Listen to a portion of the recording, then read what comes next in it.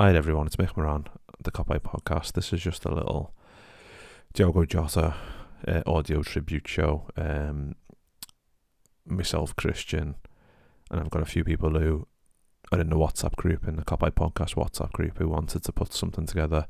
Just memories of Diogo and a few of his favourite moments and goals. And this news, as we know, has rocked us all to the core. It's been absolutely horrendous, and your thoughts and prayers go out to everyone close to Diogo Jota, because obviously they're the real people who have been through absolute hell here. This is very much removed for us in compared to them, but nevertheless it still hit me hard personally, and I'm sure it has for some other people as well, and most people, I imagine. I did a little bit on the Anfield Wrap where I talked a little bit about what he means to me and stuff, and just a fox in the box and a man who wore his heart on his sleeve. They're two of the things that come to your mind straight away. He was an absolute animal in and around the penalty area, could score any type of goal, and a man who, every time he went out on the pitch, you knew what you were getting, 100%. And he's going to be such a massive loss, not just to the football club, but to the whole footballing community. I think we've seen that from the outpouring of emotion from the players' tributes on Instagram, but also the loads of love that we've seen from some of the games that have been played where people are doing this Jota celebrations, which has been really nice to see. But it's going to be a difficult one to navigate, especially the players are going to probably come back soon. There's a friendly scheduled for Sunday, which we don't know at this stage if that's going to be going ahead, and apparently it's going to be getting televised on ITV. So I'm sure if it does go ahead and it is televised, and that a lot of people will be tuning into that to kind of pay their respects to Diogo Jota and his brother Andre Silva. I'm going to leave it there, and I'll leave it in the capable hands of Kristian Andersson, and then we've got some other people from the like I said, the Kopite Podcast WhatsApp group who've put together some stuff. I hope you enjoy it.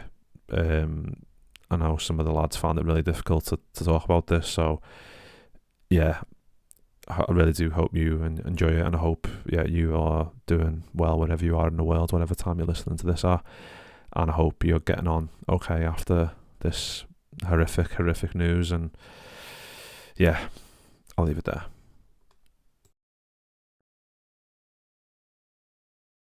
Hello, my name is Kristian Andersson, and I am hosting the Kopite Podcast together with Mick Moran. I'd like to take this opportunity to give my thoughts and pay my tribute to Diogo Jota, who passed away in a car accident a couple of days ago, together with his brother Andre Silva.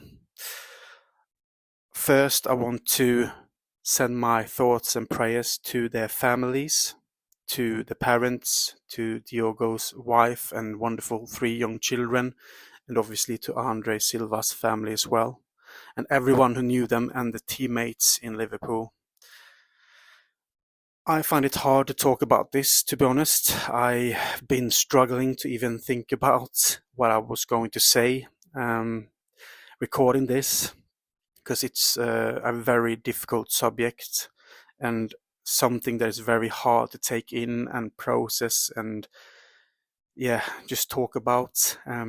But the whole football world has come together the last couple of days to pay their tributes to them both, and it's been beautiful, to be honest. You've seen it everywhere in social media and in media, obviously. It is lovely when tragedies like this happens, that everyone comes together to find some kind of strength and to be able to grieve together and make it a little bit easier for everyone.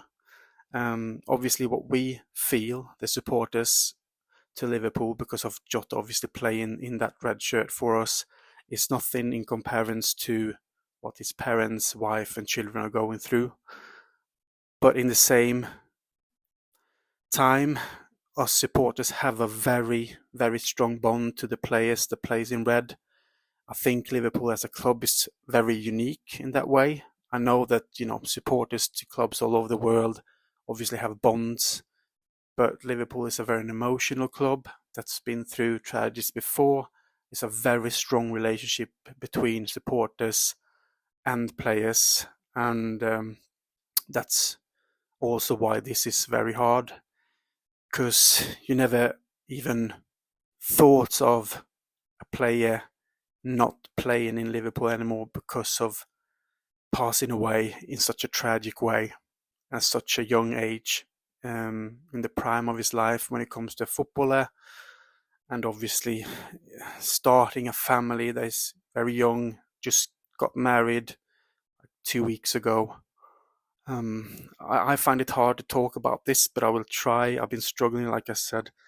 I never ever felt like this except for when my dad were going to pass away, because he fought cancer for 5 years. So I kind of knew that was going to happen. That was a process and something very hard to come to terms with.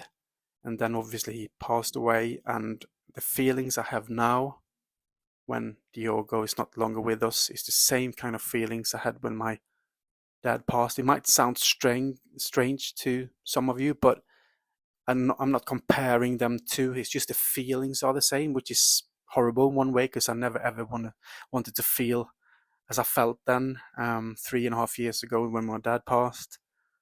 But I never thought that I could feel this about a person that I didn't know, that I never met, that I only seen obviously playing in the red shirt for the club that I support and love. But like I said, the bond between supporters and players are very strong, and you don't know how strong it is before something like this happens, and it's very tragic that's when you understand how you feel and how emotionally invested you are in Liverpool and everyone that plays for us.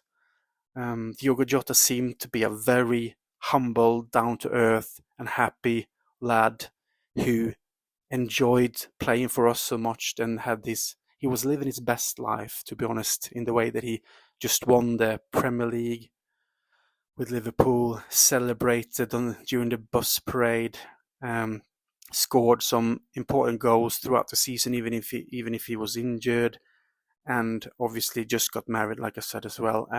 That's why it's so hard to process that life can change in such a quick way to something so horrific. And I can't even imagine how his family and his wife and children are feeling at the moment. If us supporters are struggling, I don't even want to know how they are struggling. To be honest, I found this very hard, but I try just to remember Diogo as the player that I always said to Mick when we did our Kopite Podcast shows, when we talked about Jota in a game or whatever. I always remember him I always said that he was a very clever footballer that had this ability to pop up in the right place, in the right time, to score very important goals for us that gave us 3 points or made us advance in a cup or whatever. He had that ability because he was a very skillful footballer all over. He was good with his head, both feet, and he seemed to find the net very easy, and he could dribble past players as well. But what I always admire him for was just that you felt that he got this sense that where the ball is going to come, and he found that space so many times, and you were like, yeah, that's a typical Jota goal. And when we called upon him, when he was on the bench and he came into games from the bench, he very often managed to change games for us and score goals. So I will remember him as a player who had that ability, technical skills, always gave his all, ran around a lot to fight, try to win the ball back. His work rate was really good. His dribbling was really good.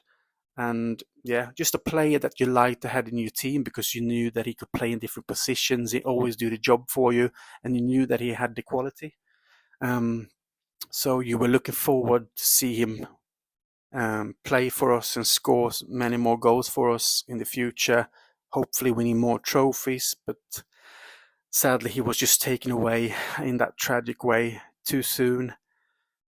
And I've been writing to people that I know, both in Sweden and obviously in England and across the world. And I've been discussing it with my brother and other people that I know, and everyone seems to find it so hard to believe and process. There's a few that I know that have been, I've been writing to and been writing back to me that say that every day they kind of been crying and felt sad and down because suddenly the feelings of Diogo Jota's not being here anymore just comes over them, and that puts your mind in a state where you don't want to be, because it's so sad and it's hard to take.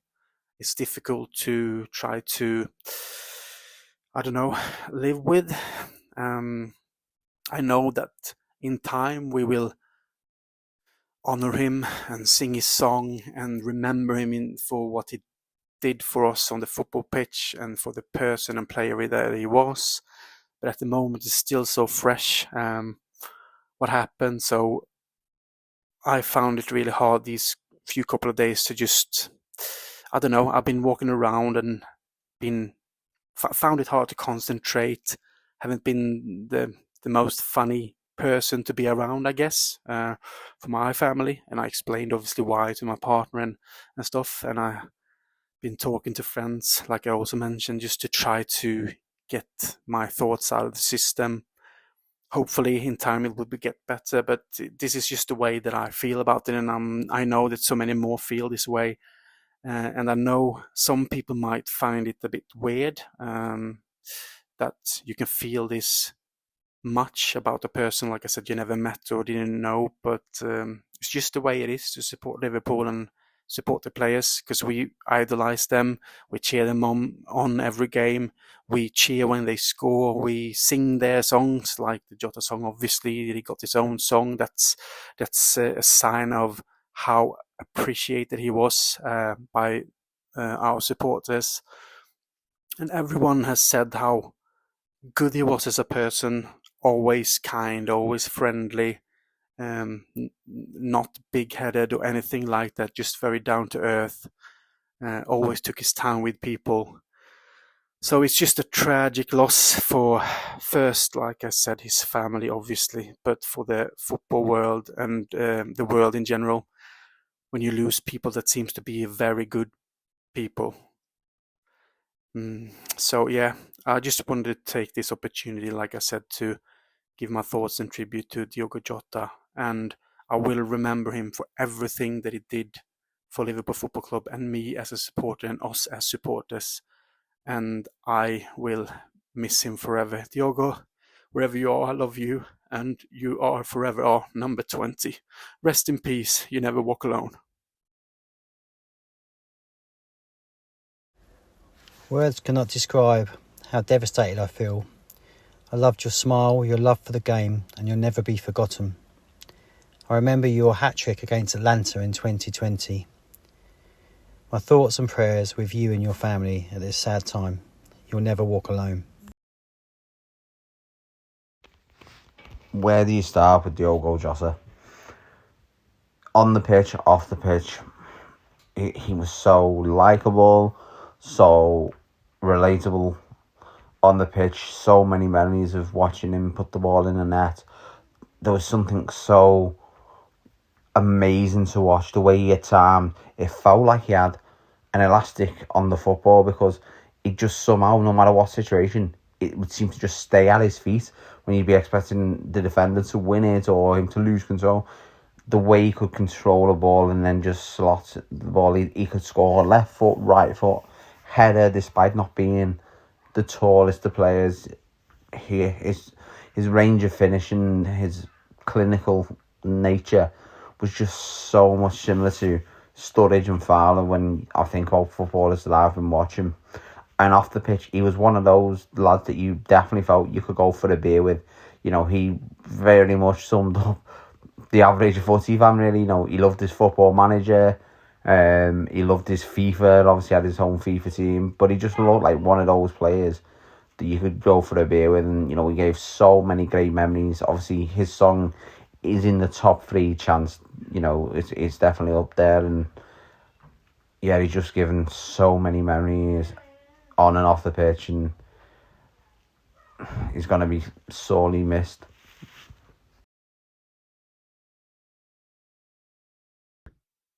Diogo Jota, our number 20, signed in 2020, won number 20. I, along with many Reds, are absolutely devastated at the news that he is gone, along with his brother Andre. I'll describe Diogo Jota as a fox in the box, someone who was only 5'10", but had the heading ability of an Alan Shearer. He was absolutely fantastic at heading that football. A real family man, loved his sports, snooker, darts, horse racing, you name it. Loved the game of FIFA. Was a real character in the dressing room.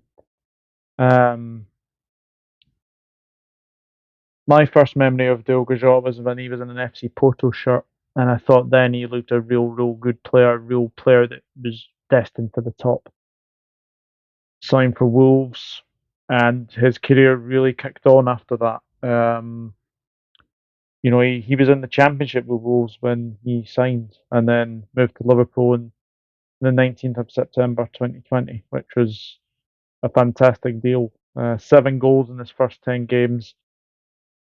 Nobody did that other than Robbie Fowler for Liverpool. My favourite goal of Diogo Jota's is definitely the goal against Tottenham. 3-3, almost about last kick of the game, and he wins it 4-3.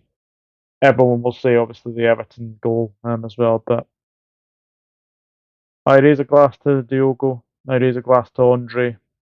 Gone way too soon. And my heartfelt condolences go to his wife, Ruti, and his 3 kids. You'll never walk alone. Diogo Jota, I think when some players join Liverpool, it consumes them and they can't perform for us. Not Diogo. He gave 100% in every single game he played. Even when he weren't playing well, he did the basics. I'm going to press and work hard. And he was just incredible, like from day one. Like, scored incredible goals. He also did it in a season where there weren't any fans because of COVID. I've been a season ticket holder for years, and watching us home and away, and to watch him was an absolute privilege. Just working hard, laying on goals for his teammates. I mean, Ipswich at the start of the season when Salah went on to him and he pulled it in, and he did Everton away where he turned and just fired it into the top left-hand corner. Everton at home last season, where he practically that sealed the title, and also the title celebrations where he was just so happy and he was just waving his scarf around his head, and that's the memory of him. Like, he'll be a champion forever. He'll be immortalised quite rightly forever. And rest up, Diogo. You'll never walk alone. When he first arrived, he was wearing gold. Then Jurgen made him a red. A story was to be told.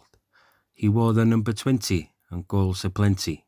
Cutting in from the left wing, the cop began to sing. Trophies no problem, League Cup being the first. FA Cup followed for our Portuguese best in universe. Another League Cup for our main man Jots. Ipswich away as he set us off. He found new talents with a manager named Slots. 22 seconds he sent Forest down. A goal in a Merseyside derby sent us nearer to the Premier League crown. Final whistle v Spurs, he sprinted on the pitch. Pinch yourself moment or just another itch. May 25th, a trophy lived for the ages. Singing his name with a joyful cop. The smile on his face suggested he was never gonna stop. So that's my story of our Diogo, who's better than Figo, don't you know?